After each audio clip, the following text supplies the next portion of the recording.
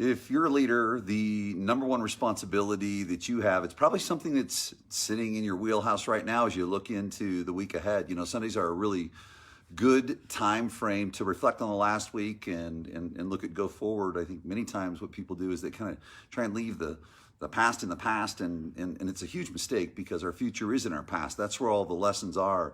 But your number one responsibility as a leader is to facilitate growth, change, and productivity out of the people that you're leading. It's something that we must be obsessed with.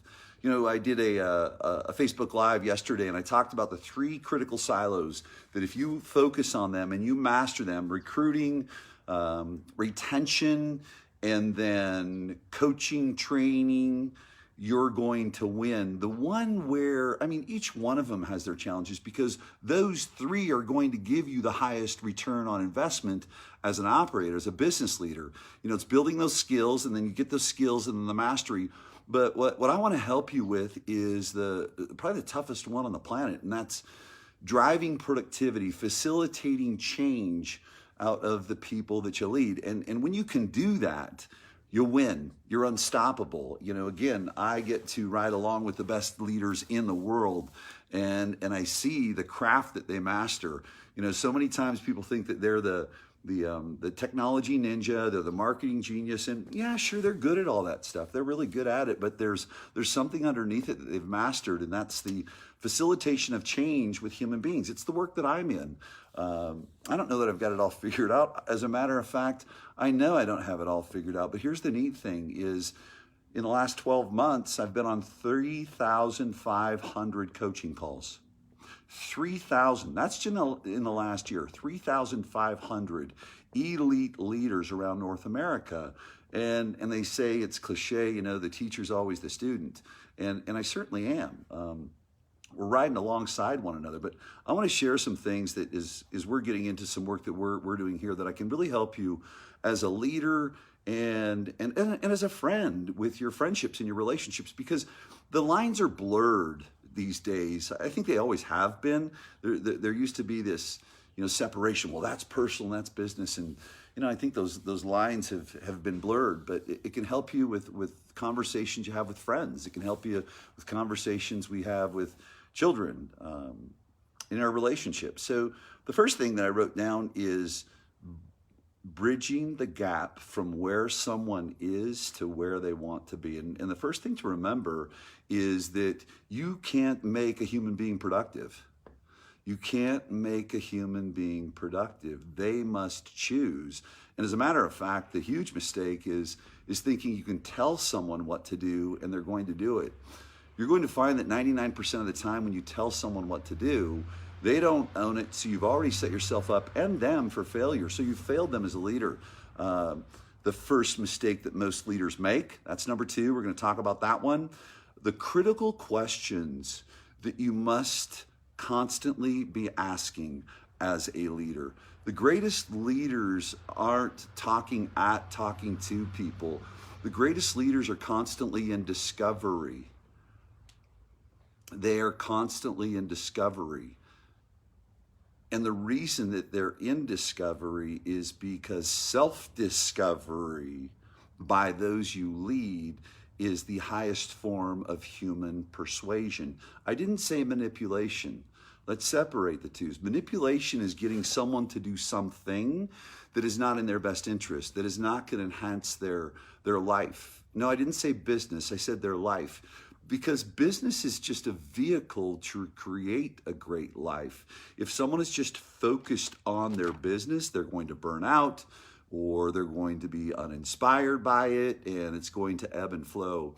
The final thing, number 4, that must be in place to have a productive relationship, leader and the person that you're leading, whether it's a salesperson or as an employee, the 2 principles that must be in place. If these 2 principles aren't in place in your business relationships, in your personal relationships, then you're failing out of the gate. So number 1, how do we bridge the gap from where someone is to where they want to be? How do we bridge the gap from where someone is to where they want to be? So if you're leading a team or a real estate office or company, you know what I really like to do with my life and my world and my business is Sundays are a great day. I mean, I'm obviously, well, I say obviously because most people follow me know that I'm at the gym every day, but you know, I've gone to the gym. And now I'm looking at certainly some work I'm doing now, but I'm looking forward. I'm thinking about the 80 people that I'll be talking to on my coaching calls and reflecting on each person, where they're at in current space and time, where they want to go. And what I always remember is a principle that I always come back to is I don't need to think about some new ninja trick that I'm going to share with them. You know, what's very interesting is we all have all the information that we need. We all have all the information that we need. Actually, we have too much information to get us from where we're at to where we want to be. So that's number one, that's proven. Well, the other part in human behavior that is true and is proven is that information doesn't move a human being from a thought to an action. Let me say it again. Information doesn't move a human being from a thought to an action. Inspiration does. Well, when we start talking about inspiration, I'm not talking about rah, jump up and down, play a lot of loud music. That's fleeting. That's fleeting. Just like a thought is fleeting. I'm talking about striking a chord of emotion in a human being. Striking a chord of emotion in a human being. If you've worked with me or have watched any of my videos, listened to a podcast, you go to Cheplak Live and listen to my podcast, you'll hear me constantly talk about these elite performers, these elite leaders, is their emotional intelligence is at a super, super high level. And they're constantly evolving that because they know that the growth of themselves as a person, the growth in their emotional intelligence, their emotional maturity will dictate the energy and the experience of those that they're leading. It's really, really simple. And I'm not avoiding the science part of the business. The science part of the business is really easy. We can all go look at numbers and find out there are some baselines, there are some KPIs, there's empirical data. I mean, if you don't know what the numbers are at this point in time when you're in business, I mean, even after a couple months, I'm talking about being in the business after a couple months, because if you're with a great team that's leading you, if you're with a great broker that's leading you, that's the first thing they're going to do. They lay out the basics to you. You've got to make this many calls. You've got to make this many text messages. This is what the ratio needs to be. I mean, the mechanics are super, super easy. The growth is in the art, in the inspiration, in the heart. I'll say it over and over again. The heart chooses, the mind justifies. So the number one way to bridge that gap from that thought to that action is through inspiration, not information. Actually, what we're doing with information is we're overwhelming people. And overwhelm is one of the two factors that keeps people from being productive. Fear and overwhelm are the two critical factors. So another key piece for you to look at is you review your rosters, you're looking into the week. You know, I think the most important thing is don't look at how many escrows you have, how many listings you have, how many leads you have coming in. You know what I would suggest that you do? I would suggest you go write down your roster and see what's the current space and time my people are in. Is this person right now operating from a space of love or fear? It's really simple. There's only two emotions. Love or fear, or this person's angry, that person was upset. Okay, they're in fear. So then how do you facilitate them? How do you move them from where they're at? Because no one wants to sit in fear. No one wants to sit in fear. There's nothing good that comes from that. It can from time to time, but to be sustainable over time, fear is not the magic lever. It is not a lever that's sustainable. It'll tax you. So the thing that you need to look at is look at your roster. A couple things that I want to suggest you do too when you look at your roster in trying to facilitate productivity is there's three types of people that you lead: dependent, independent, interdependent. The dependent person is helpless. The dependent person will never take action at the level they can. They will never experience potential because they're too afraid to act.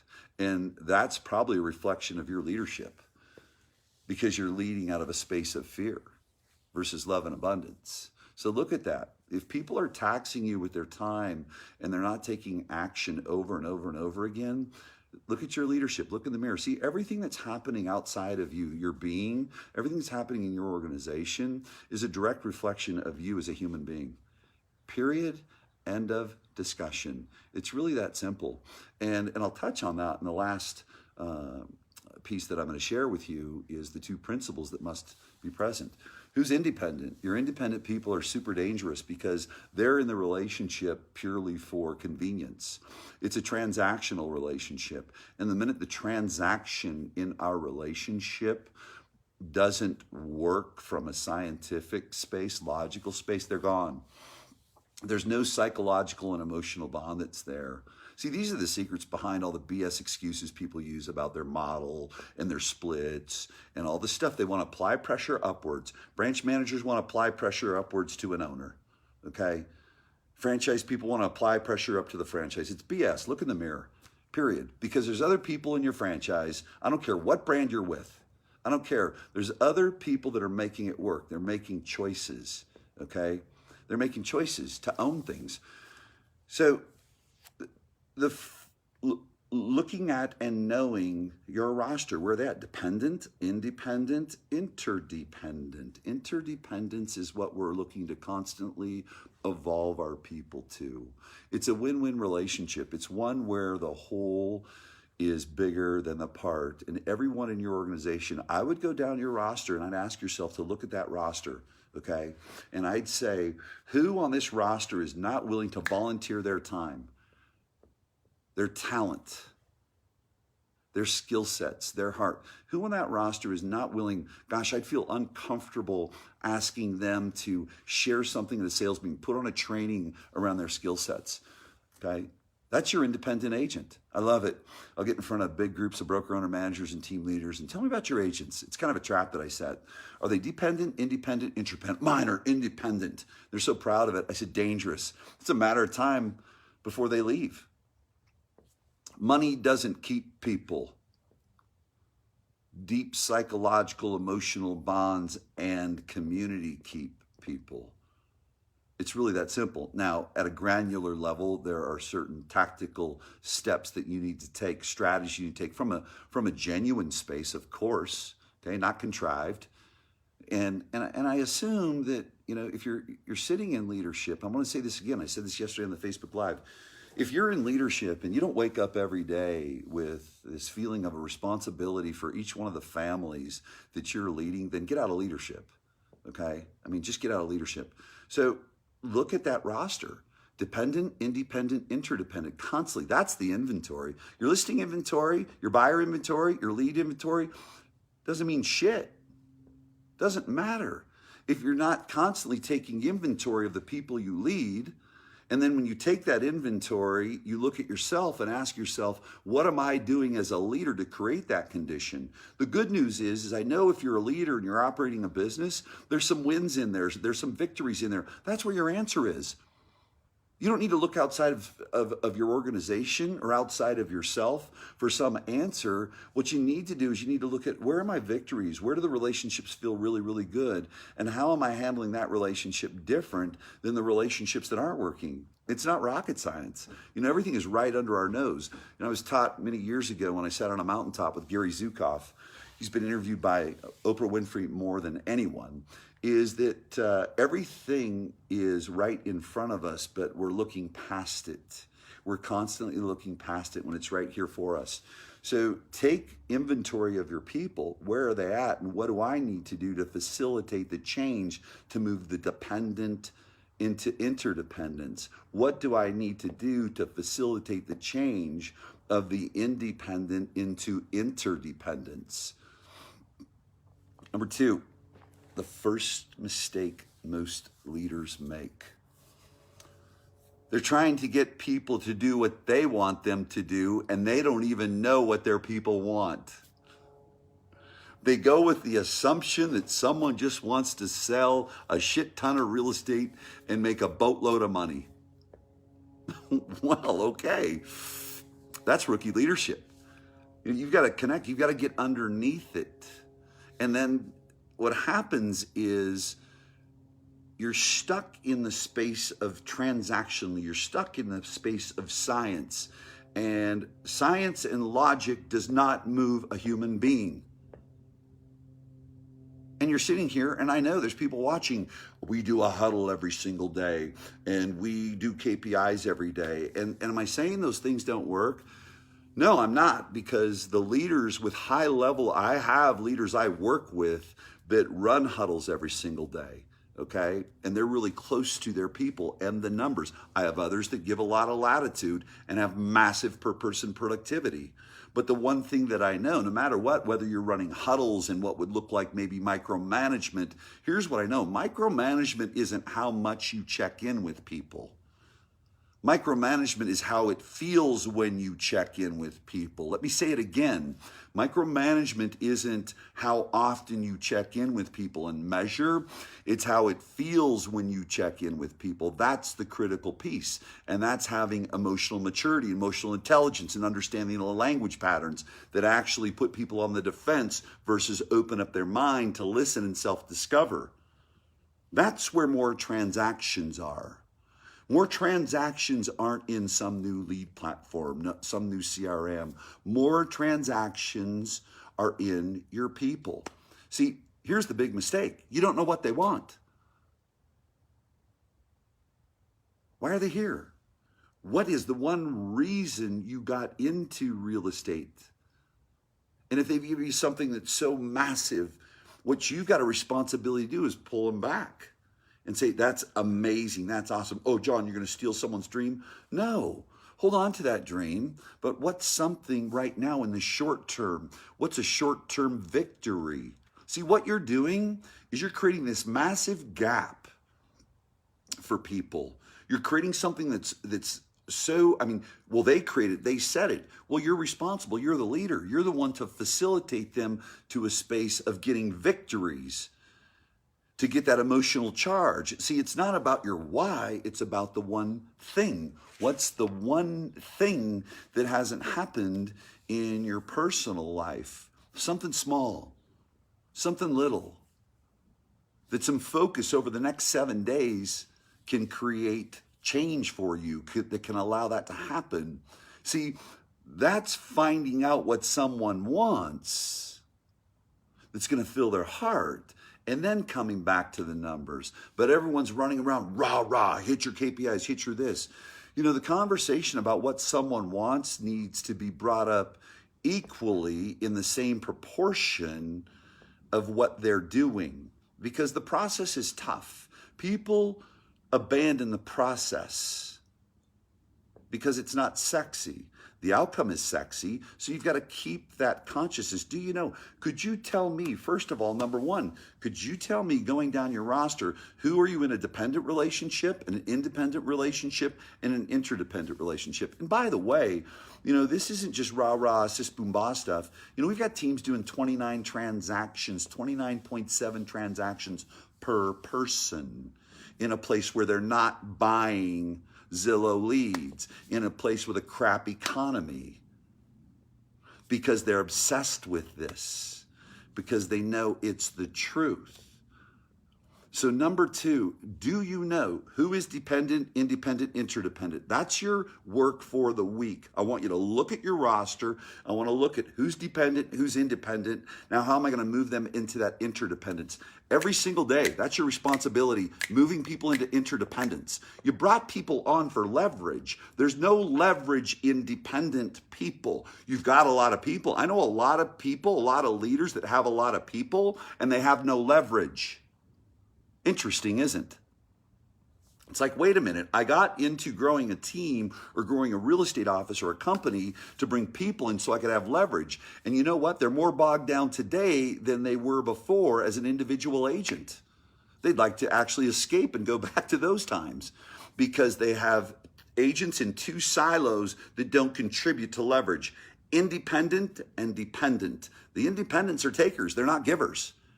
They're a drain on your resource. They're a drain on financial resource. They're a drain on human resource. They're demanding. And I'm not saying that it's not good to be a demanding human being. I'm a demanding human being. But I'll tell you the one thing that I do keep equal, I keep the equation equal of give and take. So that's number one. Who's dependent? Who's independent? Who's interdependent? How am I going to move people into interdependence? So number two, the big piece is the big mistake.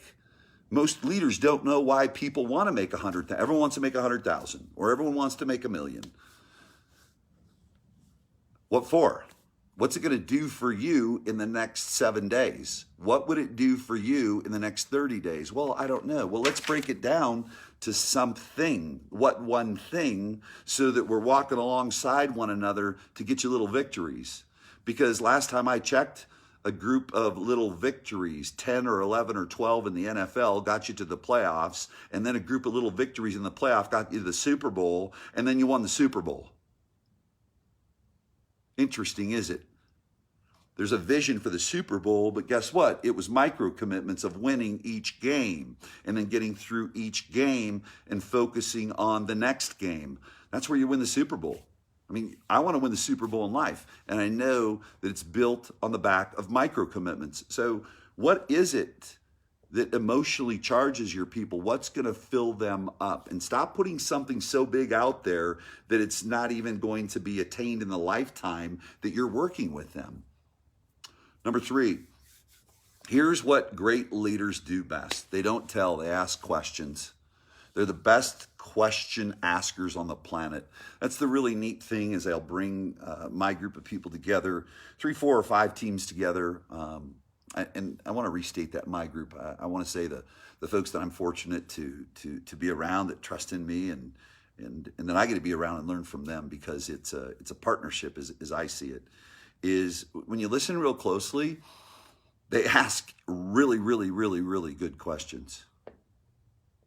There's a lot less telling. And here's what I know too, is they ask really, really, really good questions when they're with their people. Let me give you, I'm going to arm you with the leadership questions that will help facilitate productivity. And I'm also going to remind you of the word you must eliminate from your leadership vocabulary, because this is not a leadership word. And it's the word why. For a couple reasons. Number one, when someone doesn't get a listing or someone isn't having a good month, the worst thing to do is go back and tell them, you don't have a big enough why. Really. Typically, people aren't having a good month because of either fear and overwhelm. So let's tell them to do something bigger or more. Right? I mean, think about that. Here's the second piece with why. Why is an immediate word of judgment. And now we have to go underneath understanding human behavior. My number one thing isn't to be productive, and neither is yours. You're hardwired to fit in. You're hardwired for acceptance. And so are the people you lead. Period. People will abandon the right steps that may be in front of them at the risk of not fitting in. It's kind of like video. It's no mystery that video, on the other side of doing video consistently, is the promised land in people's business, which again impacts their life. Yet people won't do it because someone might judge them and they might not fit in. Interesting, isn't it, when you think about it that way? And I might be talking directly to you. So concerned with fitting in. So when you go to why with someone, why is a word of judgment. Done. There's going to be no self-discovery. If you remember earlier in the video, I shared with you the number one way to get a human being to make a choice, make a change, move into higher productivity is self-discovery. Now, how much self-discovery am I allowing when I ask someone why? Why didn't you? Why aren't you? They're going to self-preservation. They're going to defense. They're going to resistance. Do any of those words correlate with growth or productivity? No, they don't. Eliminate the word why from your leadership. So what are some of the questions? Here are some critical questions that may be uncomfortable for you. Anytime you're sitting down with someone that is desiring greater production from where they're at, maybe they're doing good, the conversation's really the same. That's what's neat. Because if we take judgment out of it, the judgment of, yes, there's discernment. If someone continues to be non-productive, we're not doing them any good keeping them in our environment, and a great leader is going to help move them along into making a choice that maybe that they don't have the strength to make themselves, and realize it's what's good for them.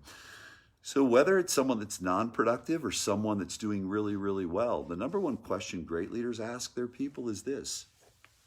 I just want to check in with you, and the first thing that's most important to me to know as a leader is, how am I doing in my job of leading you? And shut up. And if you get the feedback you don't want, it's always every bit of feedback you get from people is the feedback you want as a leader. The scary thing is when you're getting no feedback, we'll do an exercise called the feedback loop with my companies and teams. And boy, if we don't get a lot of feedback, it's a great sign for me. It tells me that the people in the I know what feedback to expect. When you've been doing these feedback loops since 1995, there's a pattern that you see. And I can tell by the responses where a culture is, where productivity is. I don't even need to know the numbers. I don't need to know the numbers. The feedback loop is this great science project that tells me, okay, here's where our issues are. You must make people feel, or allow people to feel comfortable to give you feedback. Now, here's what's interesting that you're going to find. People don't always need the answer that they want. They want to be heard. They just want to be heard. And what people really want is the truth.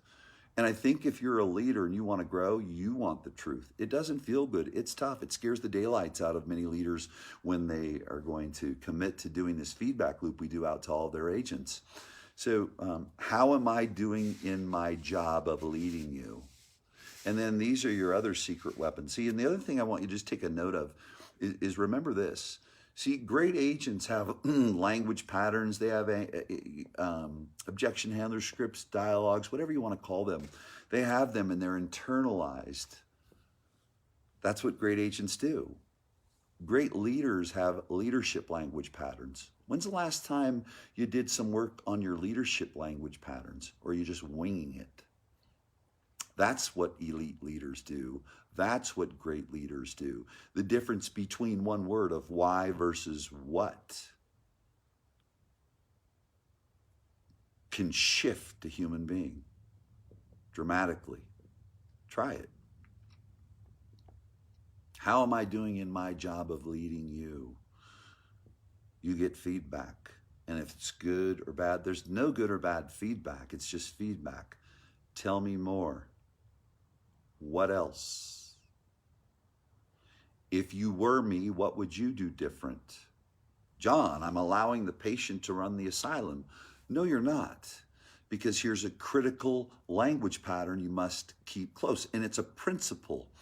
See, that's the problem where I hear scripts and dialogues and objection handlers, and certainly I use it as a reference point, but so many of them can feel manipulative. What I'm going to share with you on how to respond to that is not manipulative. It's standing in principle. So when someone gives you some feedback that's all about them and not the whole, not in the best interest of everyone else, you can never get backed into a corner if you're running an organization based on principles. See, the challenge is many organizations are run like the wild, wild west. There's favoritism. This person gets the good leads, the bad leads. And I know people will say that, but I know it happens too. It's unfortunate, but it happens.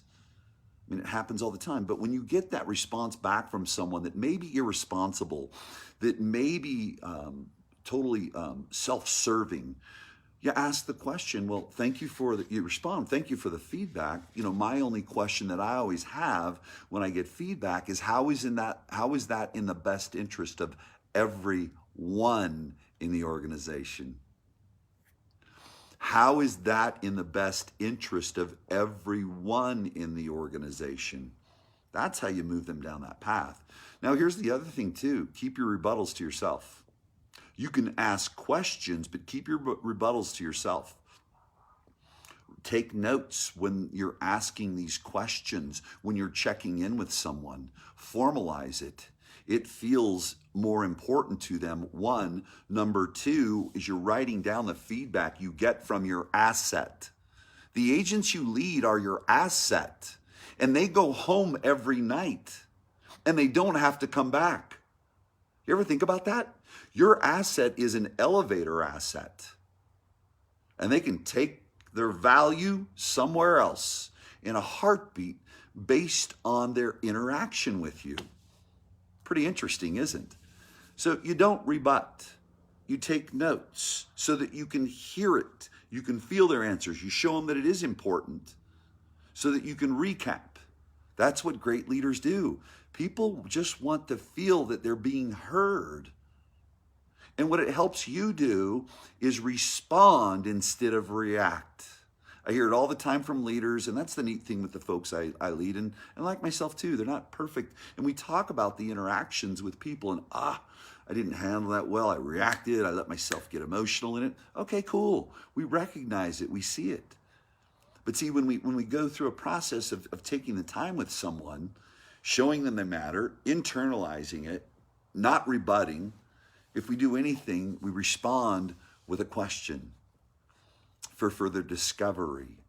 Because our ultimate path in asking questions is the relentless pursuit of the truth. If I have a productive agent that wants to grow their business, what for?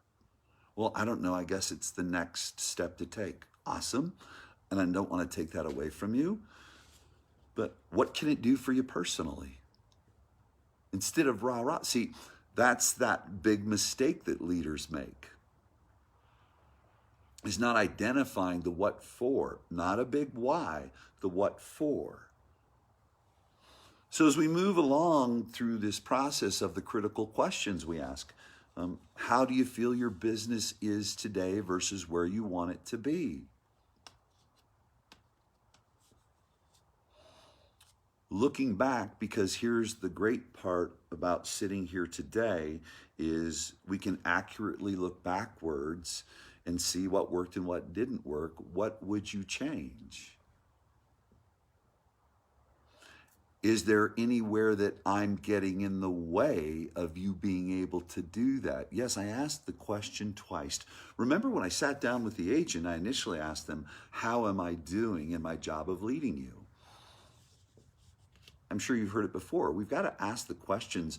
I think really in some of the human behavior that I've studied, you've got to ask the question sometimes 7 times to get the real answer. And so I'm coming back around and I'm asking again, this is with an employee, this is with a struggling agent, this is with a productive agent. Because here's the bottom line, is moving people from where they're at to where they want to be. But you've got to know what they want to have happen personally. What's the one thing? How am I getting in the way? Oh, great. What do you think you can do differently? And what else? Tell me more. What other support do you need from us? Great. What are you now willing to recommit to? Never leave a meeting, whether it's a training with a group of people or it is a one-on-one, never leave a meeting without opening a new loop. Open a loop. You heard their feedback. You're noting, if you're finding that there is a lot of victim language in it, then you're going to have to step back. That's a whole other video or training piece that you need to look at. But the last 2 principles that I'm going to share with you will help you with that part of this. And again, notice what I'm sharing with you. This is how you get people to productivity. It's not some new training calendar that you fill out. Information isn't going to move them. So now what we need to do is we allowed them to self-reflect. We allowed them, instead of cornering them, what for, how come, why, and they defend, you got nowhere with that. You got nowhere with it. What are you willing to recommit to? Now watch this. It has to be theirs, not yours. If it's yours, not theirs, they don't own it. But here's where you can facilitate growth. If it's low, if it's a number that you know is not going to get a result, then you ask further questions. This is the place where people fall into the trap. This is where good leaders fail. I said it. This is where great leaders excel. It's where good leaders fail and great leaders excel. Okay? Well, let me ask you this. What do you want to have as a result by the end of 2020? What had you projected in your business plan? 50 homes sold. Awesome. Now let's look at your recommitment. Will what you've recommitted to apply the pressure, enough pressure to move the needle and get to that number by the end of the year? Yes, it will. Now watch this. Here's the beauty. It's the relentless pursuit of the truth. If that number based on empirical data that you have as a great leader doesn't connect, that's where you get to go again. Say, wow, thank you so much. I've done a terrible job as a leader, and I'm going to own that. And I'm so glad we had this conversation, because what I have not done is I have not shared with you, and I know you probably have, probably 37 times. But it's not the blame game. People need to, you go and you sit in the same seminars with the same leaders year after year after year because you respect them, they're talented, they give you value, and there's a day when you finally hear it, right? There's a day when you finally heard it and you listened and you took action. Always take responsibility. Well, I haven't done my job, so let me recap. Here's actually the number of calls, the text to call ratio, the number of reach out you must average per lead over a period of time to get Y result. So based on the action steps that you need to take to get to that income level you want to get, do you want to stay committed to that income level, or do you want to back that income level down? Yeah, I said it. Get to the truth with people. No, I need that income level. What for? What's it going to do for you? This. What would it do for you in the next 30 days? This, and this. So good. What do you really want to commit to in the next 7 days? You may say, John, oh my God, this takes forever. Yes, it's human beings. It's your asset. That asset in some organizations I work with will generate $1 million, not $1 million in sales volume, $1 million over the relationship, over the time of the business relationship. You damn well better take the time. Slow down the process to speed up the action, to speed up the quality of the action and improve the outcome. The reason people don't go here is A, impatience, B, they have not grown in that emotional maturity level. They're in their grind transactions. No, you've got to find out what is it that drives that human being. You got to find out what they know and what they don't know. You've got to be able to take feedback from them directly so they feel comfortable. See, the greatest thing on the planet is to get constant feedback. I don't mean complaining. See, now we got to the truth. Okay, so it's going to require X calls to get that. So stay with me. Are you willing to commit to that level of calls that you need to make? Oh my God, yes, I have to. Awesome. So let me ask you this. Is that your commitment or is it mine? Well, you're the one that said to do it. No. What I did is I shared with you. You shared with me the number that you want as an outcome. I shared with you the scientific numbers that will get you there. So whose commitment is it? It's mine. You own it? I do. Can I hold you accountable to it? I can. Great. What's a micro commitment you're going to make in the next 7 days that I can check in on that you're going to own? I'm going to own X. Awesome. Is there anything else I can do to support you? No, thank you. That's what leadership does. Now, here's the issue. It's the final piece I want to share with you. This will never work without two critical principles. Principles. A principle is constant.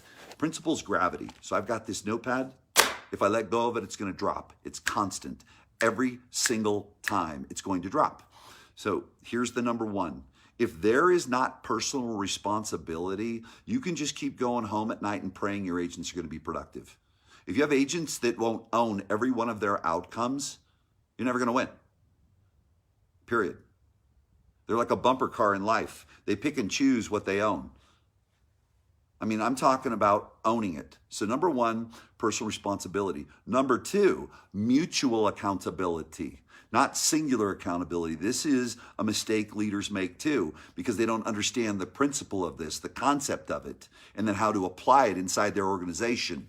See, what most leaders are doing, and this is the killer, this is the one shutting your people down. This is the one that is taking a talented human being. See, you hired them. You either looked at a resume, you evaluated the experience you had in them, you believed in them. But for some reason, they're not productive. Well, you know, I'm as a leader, I'm going to own it. I'm going to own it. You know, the big problem that happens is you're operating in singular accountability. They're accountable to you. Well, how about yours? You know, for example, many people want agents to do video, and the leader isn't even doing video. That's singular accountability. See, what I want you to do, and I want to leave you with this as a leader. The single most greatest thing you can do is this. Ask yourself, certainly, you know, and I'll recap some of the steps of this stuff for you to really focus in on so you can have a really good week and you can really impact your people. I want you to write a list. I want you to write down all the activities that you want your people to do on a daily basis. And then what I want you to do is I want you to go by each one of those things that you want them to do and ask yourself if they're doing it. Check in. Well, their agents, it's different. Really? Stay with me. You know, the good news is not the sharpest tool. You know, I have mediocre talent, mediocre at best. I have ruthless commitment, ruthless consistency. I've hung around for 32 years in this business, and I'm a constant student. So mediocre talent, by the way, and ruthless commitment will work out pretty well for you. And that's the person I'm going to hire. So first of all, are they supposed to prospect every day? Yep. Are you? No, I'm complaining about the franchise fee or the split or about ABC real estate company came into town. Nope, I'm not prospecting. Oh, okay, cool, great. Strike one. Strike one. Are you doing lead follow-up? No. People don't want to talk to me until things change, you know. And well, I talk to people once in a while, but I'm really busy doing this. Strike two. Okay. Are you using video? Are you being progressive? Are you out in front? Are you being a marketer? You know, again, first of all, are your agents? No, they're not marketing enough. Are they on social media at the level they need to be? You know, the place where more eyeballs log into at 8 p.m. on Facebook every night than watch a Super Bowl ad worldwide? Last time I checked, marketing is about eyeballs. So last time I checked, I just shared with you a comparison of where the eyeballs are. So are your agents operating and leveraging on some of the most powerful channels for free consistently? No, they're not. Are you? No. Oh, okay, strike three. You're already out. But so now you got to complain. You got to blame the broker owner of your real estate company. You're a sales manager for a team. You got to blame the team leader, that the leads suck. You got to blame it because this company came into town and offered this and wrote this sign-on bonus. It's a bunch of crap because you don't have the critical principles of personal responsibility and mutual accountability. And you know what you get to do? You get to go to the circus every day. And we've all been to the circus. We've all been to the fair. And you get into the bumper car. And you know, the bumper car, you're just a bumper car. You're just getting knocked around. And hopefully the economy's good that carries you through. Like right now, I'm going to tell you something. People are going to get knocked the you-know-what out when the market corrects. Things are great. Things are wonderful. Everyone wants to be a real estate agent. Everyone can make money. I'm going to tell you something, man. When you've been in the business 32 years, you've seen it. Sorry, what goes up must come down. Y'all got amnesia. Y'all got amnesia, man. You know what? Operate every day. You know the best time right now? And I learned this from my mentor. You know the best time to cut your budgets? Right now. Things are good. If there's any budget management, I'd do it right now. Things are good. If you're doing some great branding. Now, if you've been behind, if you have lagged in your investment in marketing, okay, then yeah, go all in. and be ready, or charge at it. There's a couple schools of thought. As I look at different P&Ls and where people are at, there's a couple different schools of thought too. I mean, the one thing, staying in this principle, you've got to go case by case by case with what is the fiscal health of the organization, where are they sitting at right now. I mean, you want to hire to where you're going, you want to spend to where you're going, but being responsible. But at the same time though too, see, here's the challenge. Ready? You've got to be prepared. You've got to look at it. And again, it's case by case. Try cutting back on things when things go bad. Try cutting back on things. Let me know how those independent contractors are going to respond then. Yeah, really good. See, what you've got to do is be responsible, take risks. If you can go in deeper right now, if you can spend, I've got some folks right now that are spending more in their marketing because you know what? The risk is responsible. The brand is having massive impact. And you know what's happening though is they're filling up the coffers. They're not living like a rapper, and they're so ready. You know what they're really ready for? When things do happen, it may be a year, it may be 2 years, it may be 5 years. It'll be some time. Guess what they're doing when things flip? They're going freaking all in. They're going all in. You want to see marketing? Watch the people when the market shifts. Watch them go freaking carpet bombing, ambush marketing, and they'll take over. That's just being responsible. But I digress there a little bit into the marketing side of things. Here's what I want to share with you is this. If you don't own every single outcome that's taking place, why would your agents? It's pretty cool. An agent comes into the office. Why'd you take X commission? Why did you take a low commission? And I'll go to the leader and say, I don't know, why do you keep complaining that agents won't join you because they want a better commission split? Hypocrite, man. What's up? You tell your agent, well, in the absence of value, it's only price. Okay, so what's your excuse? I can't recruit because of price. No, in the absence of value, it's only price.